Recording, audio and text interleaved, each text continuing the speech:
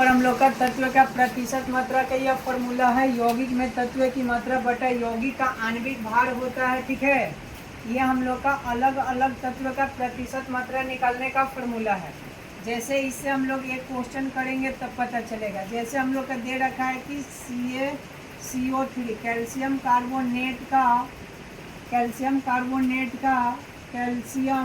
का प्रतिशत मात्रा क्या हो जाएगा, प्रतिशत मात्रा क्या हो जाएगा, है ना। तो हम लोग क्या करेंगे, सबसे पहले यौगिक का आणविक द्रव्यमान निकालेंगे, यानी कि कैल्शियम कार्बोनेट का आणविक द्रव्यमान निकालेंगे। तो कैल्शियम का 40 होता है, कार्बन का 12 होता है और ऑक्सीजन का 16। 3 ऑक्सीजन है, 3 से गुना कर देंगे। आणविक द्रव्यमान निकाल रहे हैं हम लोग। यहाँ 40 प्लस का 12 प्लस का 48 हो जाएगा।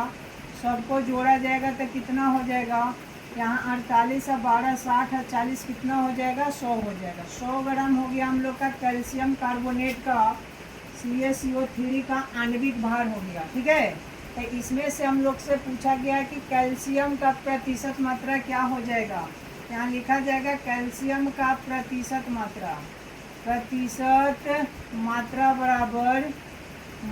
बराबर क्या हो जाएगा, फॉर्मूला है यौगिक में तत्व की मात्रा। तो यौगिक में तत्व की मात्रा क्या है, कैल्शियम का पूछा है। तो कैल्शियम का भार कितना है, 40 है। यहाँ पर क्या हो जाएगा हम लोग का 40 बटा में कितना हो जाएगा, यहाँ पर बटा है यौगिक का आणविक द्रव्यमान। तो यौगिक का आणविक द्रव्यमान हम लोग का कितना आ गया, टोटल यौगिक का आणविक द्रव्यमान 100 ग्राम।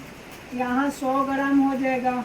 प्रतिशत मात्रा निकालेगा तो हम लोग 100 से गुना करेंगे। तो यहाँ भी 100 से गुना करना पड़ेगा फॉर्मूला में। अब यहाँ 100 से 100 खत्म हो जाएगा, कितना हो जाएगा 40% आंसर हम लोग का आएगा कैल्शियम का। ठीक है, यहाँ पर हम लोग के दे रखा है सोडियम कार्बोनेट का फॉर्मूला दे रखा है Na2CO3 × 10H2O में हाइड्रोजन तथा ऑक्सीजन का प्रतिशत मात्रा की गणना करना है।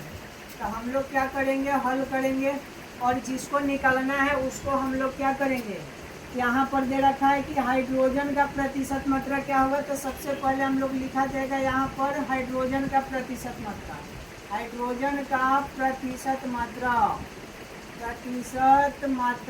ठीक है, हाइड्रोजन का प्रतिशत मात्रा क्या हो जाएगा हम लोग का, तत्व में हाइड्रोजन की मात्रा। तो देखो ये तत्व है हम लोग का, यहाँ से यहाँ हम लोग का तत्व दे रखा है।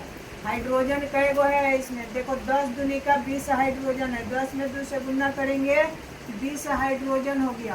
तो एक हाइड्रोजन का भार कितना होता है, 1 होता है। तो 20 गो का 20 होगा ना। तो यहाँ पर 20 हो जाएगा। अब बटा में नीचे क्या होता है, यौगिक का कुल भार, यानी कि यौगिक का आणविक भार। यौगिक है हम लोग का, ये टोटल यौगिक का भार जब निकालेंगे तो 286 हो जाएगा। ठीक है, तो यहाँ पर 286 हो जाएगा हम लोग का। कितना हो जाएगा, 286। कितना हो जाएगा, यहाँ पर 286 हो जाएगा। प्रतिशत खातिर 100 से गुना कर लेंगे। अब इसको काट देंगे तो ये कट जाएगा हम लोग का, कितना से कटेगा, 2 से कट जाएगा।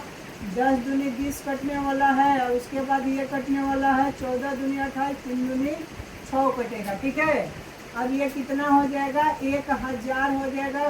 10 से गुना करेंगे इसमें 100 से, तो अब बटा में 143 हो जाएगा। इतना प्रतिशत भाग कर लिया जाएगा, इतना आंसर आएगा। ठीक है, सेकंड में क्या निकालना है, ऑक्सीजन का आणविक द्रव्य प्रतिशत मात्रा निकालना है। यहाँ लिखा जाएगा सेकेंड स्टेप में, स्टेप नंबर 2 में लिखा जाएगा ऑक्सीजन का प्रतिशत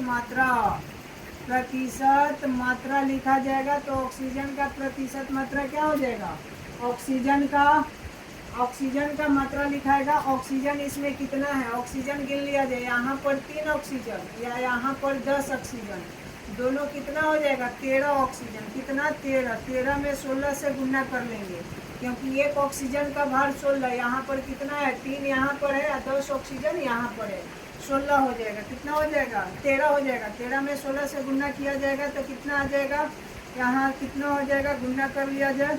16 × 48 की 8 हो जाएगा, हाथ में लगा 4, 16 × 4 20 हो जाएगा, 208 हो जाएगा। कितना आ जाएगा, 208। तो ऊपर हम लोग का 208 हो गया, बटा में नीचे 143 हो जाएगा। प्रतिशत खातिर 100 से गुना हो जाएगा।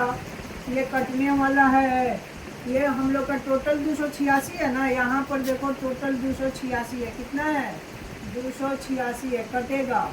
2 से कटेगा 10 दूनी 20, 4 दूनी 8, ये कट जाएगा 14 दूनी 28, 3 दूनी 6।